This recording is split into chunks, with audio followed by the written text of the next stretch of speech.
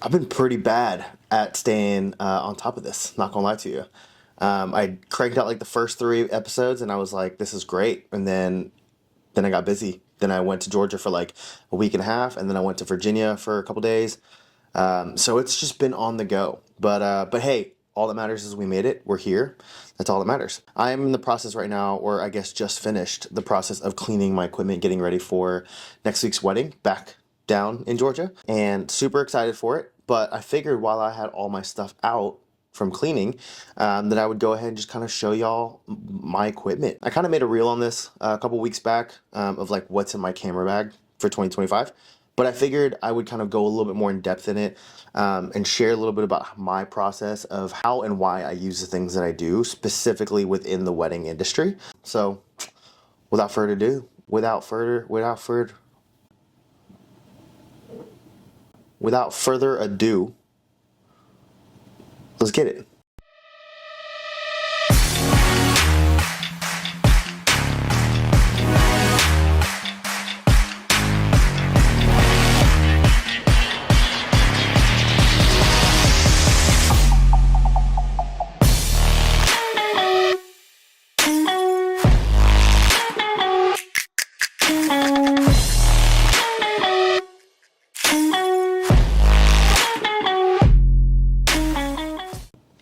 So, item number one, Canon R5. Freaking love this camera. So I originally started with a Canon R6 Mark I, and I was kind of dual wielding both of those.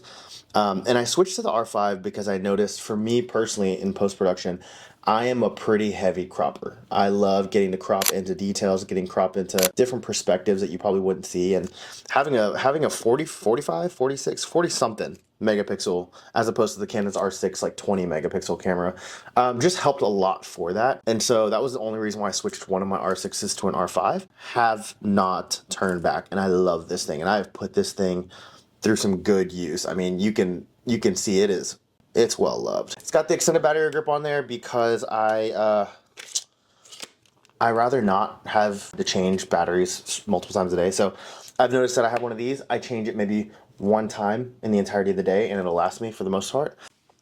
Camera number, I cannot talk today. Camera number 2 is actually what this is filming on right now.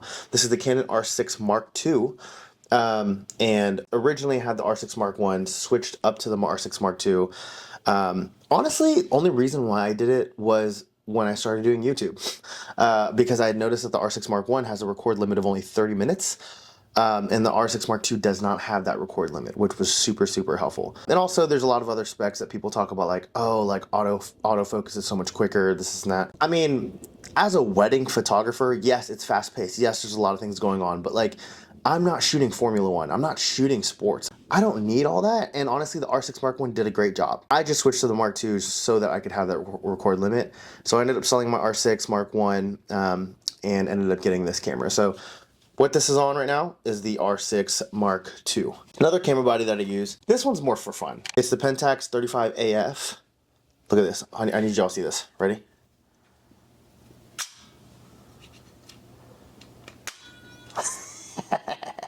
It's literally just a basic point and shoot 35mm camera. It's just the fun, filmy, direct flash, kind of old money paparazzi vibes.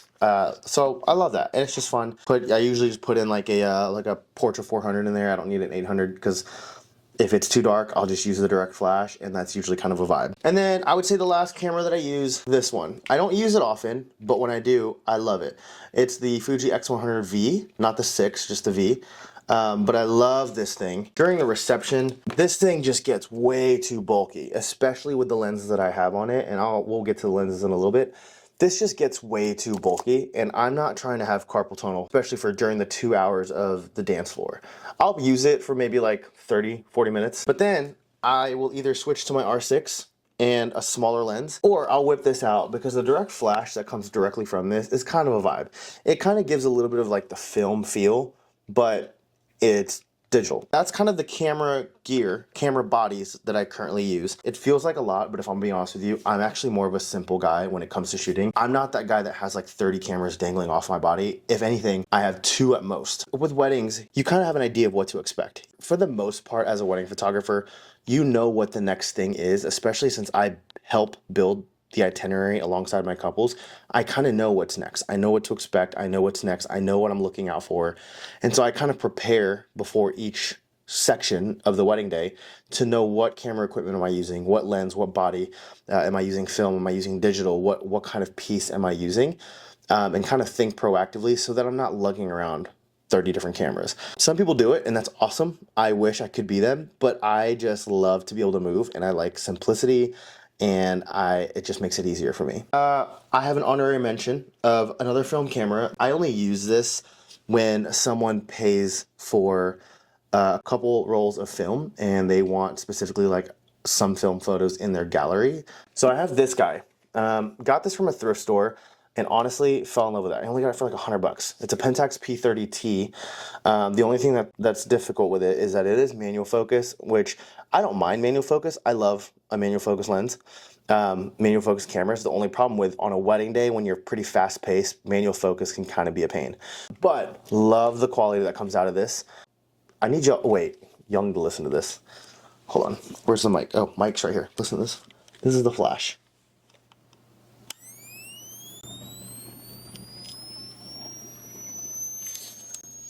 That's crazy. That's crazy.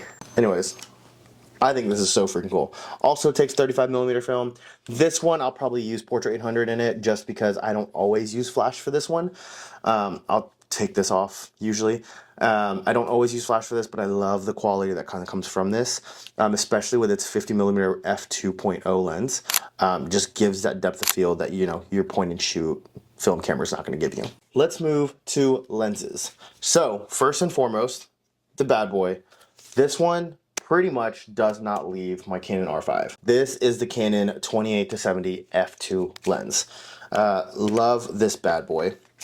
This does not leave my camera body whatsoever. For the most part of the day, this thing stays on.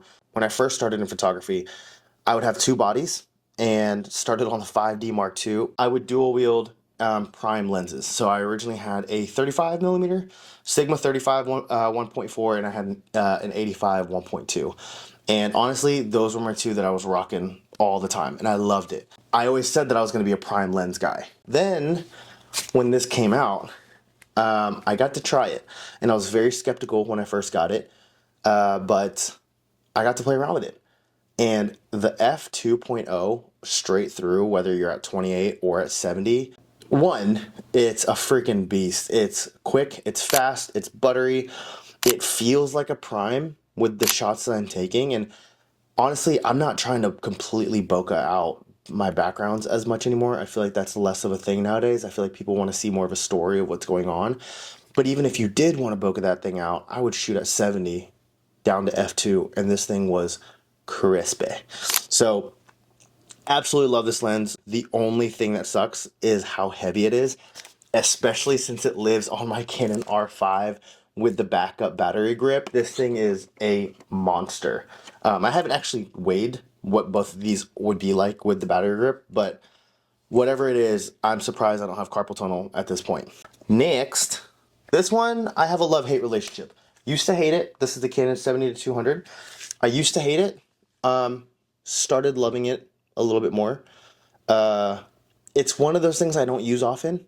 I really only pull this out if the ceremony, usually during ceremony, and usually if the ceremony is, you know, a long distance away. There's some weddings where, especially your Catholic masses that don't allow you to go past the back pew, you need something a longer focal length that will kind of get you there. And I love this just because I know for video, it's probably not the greatest thing, but for photo, I love that it extends. Because when I'm traveling and I'm trying to pack this thing, it's so compact. I don't know if you remember the old EF lenses or like the older 70-200 lenses. They're like this long. That's just way too much to take up space in my bag when I'm trying to compact everything and keep things tight. So I like this. This is not really a lens that I feel like I'm gonna pull out to get some like really, really cool shots. Maybe I will, I don't know, you know. I think you can always play around with the different focal lengths and get creative with it. But for most part on wedding days, this really just comes out during ceremony for me, or maybe during reception and I want to get kind of family reactions or people laughing or little like small details of an event happening, things like that. So this is a good one to have. I would definitely say this is probably one of the, I would say the first two lenses that I just went through would probably be a need if you are looking to get into a wedding photography.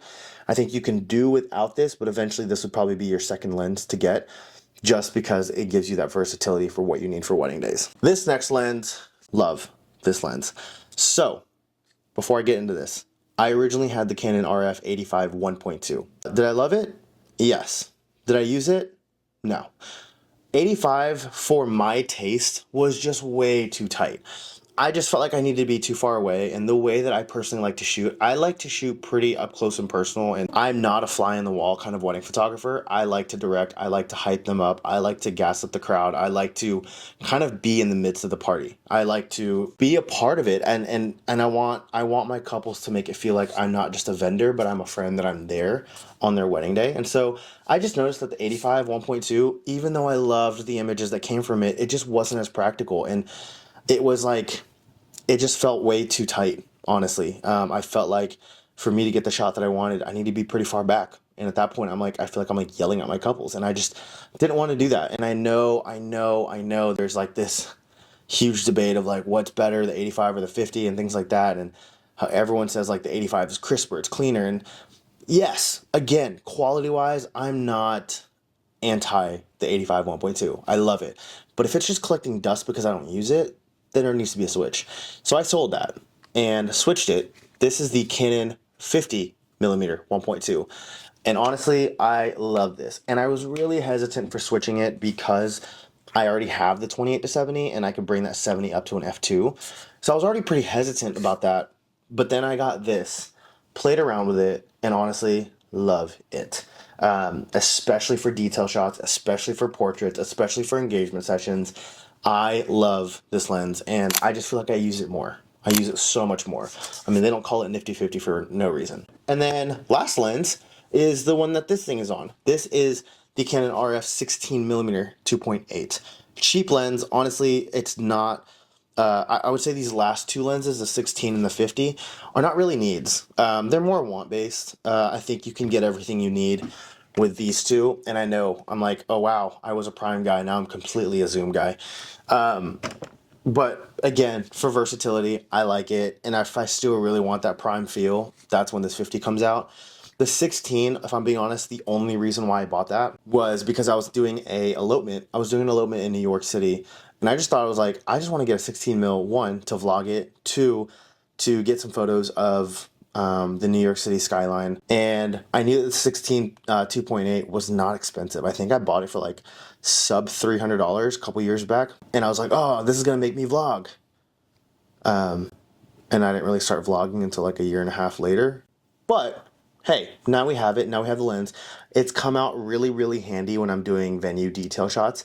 If I'm doing venue shots of like inside of the rooms, kind of blowing it out and making the space look bigger than it actually is. I love getting to use it for even like if I decide to do some like editorial kind of funky shots that like almost that like exaggerates the arms and legs, you know, like some of those really, really cool shots with the 16. That's also a creative thing that I get to do with it. Every now and then I'll have one of those weddings where they're like, we want a photo with us and all of our guests. And I'm like, that's like 350 people. I'm like, yes, we want one with everybody. And I'm like, okay, great. This is one of those times where I'd whip this thing out. So again, not really a big use for the most part, but it is a fun lens to have. And honestly, my rule of thumb when it comes to the dance floor, the more hype the dance floor is, the wider my lens gets. So if it's rowdy and it's crazy, best believe I'm slapping the 16 millimeter on. You get some really cool dynamic shots of people just losing their mind on the dance floor. Again, not a need, but cheap enough to where it can just be a secondary little side piece of a side lens accessory. Yeah, it's cheap enough to where you don't have to worry about that. This is the Insta360 Go. So I don't use this a whole lot, but it is one of those things where I sometimes will mount this on top of my camera, on the hot shoe of my camera, and it's got a little flip up screen, and this can just record like BTS. So it's just like behind the scenes of me working. Sometimes what I'll do is it comes with a little magnetic like necklace. So you put it underneath your shirt and it's magnetic. You take this guy out, the pod. This is the camera, and I mount this to my chest. So then you kind of get that Ray-Ban Meta feel where you kind of get a POV of like my hands holding the camera in the back of the camera. It's just good for like behind the scenes stuff. Other than that, I don't really use this. It is waterproof if I did want to use it for something, but I figured it's always just nice to have with me in case something happens. Sometimes occasionally I'll get that one moment where the bride's like, I want to do a photo where I want to jump in the pool in my wedding dress at the end of the night. Great. I'm probably going to whip this out. I might just use this to take photos because I'm not trying to bring my camera in the water. It's small enough that it doesn't take up too much space that I don't mind carrying this around with me. This little guy. So this, I will normally use flashes. However, in the instances where we are doing a sparkler send-off, sometimes I don't like using flash for sparkler send-offs. I think it just kind of removes some of the ambiance of the warmness of the sparklers and the natural effects kind of thing. And I think flash kind of changes the environment completely. And so if I just need a little light just to kind of highlight the bride and groom as they're walking out, that's when I'll whip this out. And honestly, this is probably the only time I'll whip this out. This is just like an Amaran, like our aperture. Sorry, it's just an aperture brand LED light, constant light that I would just mount on top of my camera as I'm doing the send off, kind of walking back with everyone. So this is kind of a fun thing to have, just again for that one instant moment. This is one of those where it's like if I don't have this, if I forgot this at home for some reason, it's not the end of the world. I also don't mind just cranking up that ISO, especially with the R6 Mark II, since it is lower megapixels. It does a lot better in low light settings. So sometimes I'll just use the R6 with, maybe I'll use my 50 but if I want something a little bit wider, I'll use the 16. So we'll make it work at the end of the day if I don't have this, but it is something that's nice to have if you just need a little extra light. Now, flashes. I use two Godox Vs. These are Godox V1s. One's a V1 Pro and one's just a regular V1.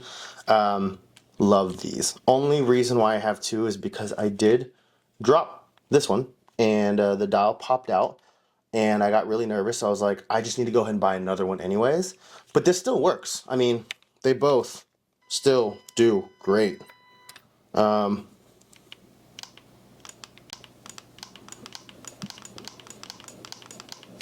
Yeah, so they both work. And honestly, I love these. And the thing that I thought was really cool about the V1, honestly, was just that the battery you can charge directly. I don't know if you can see it, but there's a USB-C port right on the battery in and itself. And then on top of that, there's this little extending thing right here where it's just like a front flash, so that like if I wanted to flash, this guy up in the air or out for the ambiance, this would still kind of give that like direct flash feel, which you can always turn that off if you don't need it. So I just thought it was a kind of a cool thing, but honestly, both of these flashes work. And what I love is that battery is actually interchangeable with both flashes, so that yeah, they both kind of share the same batteries. So I just stuck with these. I like them. They do a great job. I haven't had an issue. Recently, just got this. So this is the Godox X3 trigger. It's just a trigger that can control both of these flashes. There are now 2 instances where I have, let's say, loosened the hot shoe of my camera, because these things are not light. And so when I have this on the hot shoe, it's great, but that's a lot of weight up here. And I am that crazy person that I like to do some shutter drag. So I'm doing this the whole time. And over time, this hot shoe gets really loose. So I ended up getting the little trigger for it, so that I can just put something really small. And then this guy, I'm holding up. And plus, I think it gives a cooler effect anyways when your flash is kind of not directly on and it's from the side. I think it just gives a cool kind of artistic feel, something different. But I've really, the reason why I'm doing that is because I'm not trying to repair this again because Canon, I love you, but I don't know why you wouldn't put the screw on top so that if it loosens, I could just tighten it. No, no, no, no. You have to take the entire camera apart, peel off the like little skin for it, open it up, tighten it underneath. I'm not doing that by myself, obviously. I'm not trying to break this camera on accident. So I sent it to I sent it to Canon, and it's a $500 repair, and I've now done that twice. So I'm trying to kind of just keep it as chill as I can without having to spend money on repairs or tightening every single freaking year. So that's why I have that X3 trigger. Underrated. JBL Flip speaker. Love this thing. I know it's not something that you commonly see in a wedding photographer's camera equipment case bag thing, but hear me out. When I'm pulling out bridal party, right? Pulling out bridal party for photos, a lot of weddings that I've been to, personally, not as a photographer, but just like personally, I just see so many people in the bridal party just complaining like, oh god, we gotta take more photos, I want to go to cocktail hour, I want to go get drinks, I'm hungry, I'm in my heels, they hurt, I don't want to be here, why do we need to take more photos, can we hurry this process up? What this does is it creates the vibe.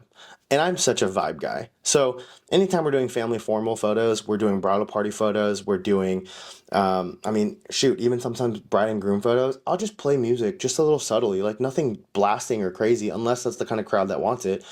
But it's just giving filling noise. And what that does is it creates more of a comfortability, one, for the subject, for the couples that are in front of the camera. It makes them feel a little bit more comfortable. Having a camera with a giant freaking lens in their face can be intimidating. A lot of my couples are not professional models. And so being in front of a camera is already pretty uncomfortable. So what do I do to make things more comfortable? I do a lot of things of like, I converse with them, I hang out with them, I crack jokes with them, I play music. It's a vibe, it's a fun time. And normally what I have seen in my experience using the speaker is I'm taking photos and I'm taking photos of the group and the bridal party. They are vibing. They're dancing. They're singing. They're having a good time. There's even moments where I've done like, okay, we'll do one-on-ones with the bride and each bridesmaid, and I'm like, okay, after we're done with your photos, you're good to go to cocktail hour, and they stay because they want to hang out because the party's right here. So that's always fun to have. I don't use it for every wedding. I kind of feel it out based on the couple. There are some couples that I can tell from a distance they are a lot more meditative and they like to have a little bit more of a chill space. That's great. I don't need this. But for most of my couples, I've noticed a lot of people hire me to kind of be a hype man for their wedding day. And so this is just fun to have, honestly. And I'll usually talk to my couples ahead of time, like, what are songs that you guys like that you blast to? Give me your favorite artist. Let's just put that artist on shuffle. Little things like that. So, SD card cases. I usually just have two. One is for, empty, and one is for full. So, have that. Nothing too crazy with that. And then this. This is a shoe cleaner brand. Why do I have a shoe cleaner in my camera bag?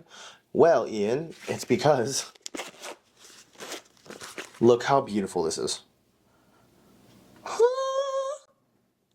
Guys, it fits my batteries perfectly. Like, you could not ask for a more snug fit for batteries. And so what I'll do is once I've used it, I will then, so if they're facing forward, that means they're good and full and ready to go.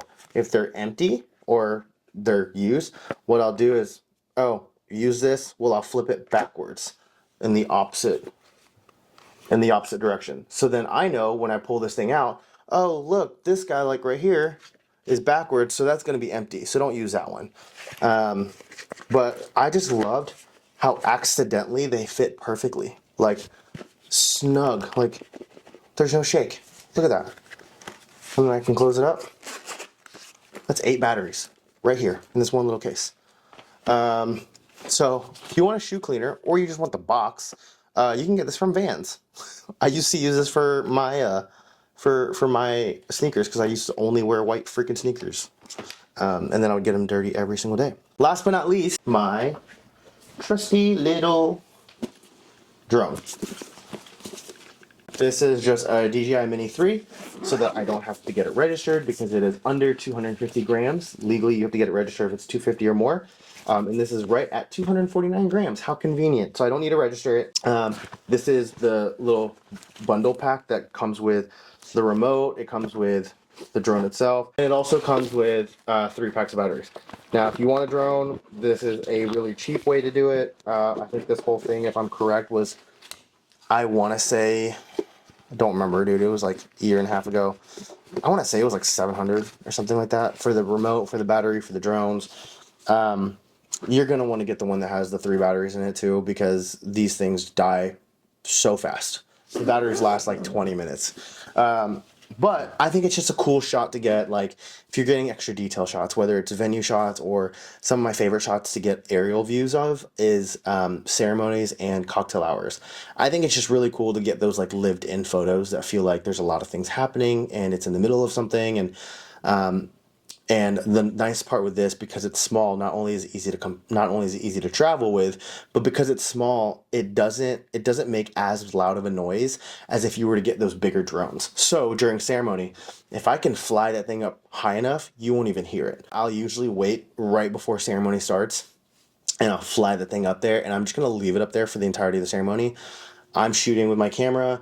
And then the minute I see the bride and her dad walking down the aisle, I get the remote real quick, snag a photo of her right dead center in the aisle, and then put the remote back and then keep shooting. And at the end of the ceremony, I'll quickly have to go and like fly it somewhere else and land it quietly. And so, because it only lasts, again, 30 minutes, 20 to 25 to 30 minutes. So sometimes sketch. Easier if I have a second shooter, because then they can go and fly it, you know, further away up in the air over to the ceremony and then back to them. But if it's by myself, I usually try not to do that by myself. But either way, I think it's just a cool shot because you miss a different perspective that you wouldn't normally get if you were just on the ground. And so having an aerial shot, I think, is really cool. I've used it for some really cool things. Honestly, I've used it more than I thought I'd use it. I thought it was gonna be a fun thing that I was never gonna use, but it was just like a toy. And I've actually used it so many times. I've done bride and grooms I've done aerial shots of bride and grooms, you know, on top of a helipad, laying down. I've done photos where it's like an aerial shot of my couple laying on the beach, and half of the screen is sand, half of the screen is the waves kind of crashing in, and they're laying right dead center in the middle. So it's just a cool like add-on to have. You don't need it, but it's a fun thing to have. Guys, I think we made it. I'm gonna trim as much of this as I can, but we're at like 40 minutes. So I'm not gonna waste any more of your time. One more thing. So this came in the mail. It was one of those like Temu ad things that was like, if you do it now, you get 10 free items, and this was a free item. And honestly, pretty freaking cool. It's just a fan, like, to clean your lenses and stuff. Like, instead of having that little like rubber rocket thing that you're like squishing to blow air, this is really freaking strong. And it's USB-C powered. My dog is gonna freak out, but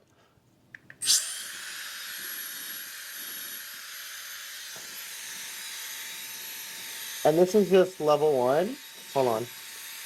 And then there's level 2. And then there's level 3. And then, oh god, my contacts. And then there's level 4.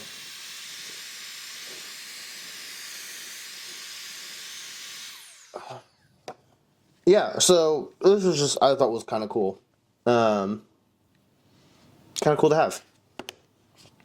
That's all. So if you haven't already, please like and subscribe. I want to try to get you guys more content. whether it's things that I'm doing or things that I'm going through or just activities. Eventually at some point I want to get better at recording because I don't want all the recordings to be here in this room. I want to be able to actually take you guys with me on some of the things that I'm doing and kind of see the behind the scenes of shoots or weddings or things that I'm doing. And so I'm just not super well versed in the video world in terms of like vlogging and editing those vlogs and things like that and being in front of the camera. So this is still new, but we're figuring it out. We're taking it one step at a time. But anyways, love y'all. Thank y'all so much for sticking around and being a part of this journey. Love y'all, mean it. Thank y'all. Like and subscribe. See you in the next video.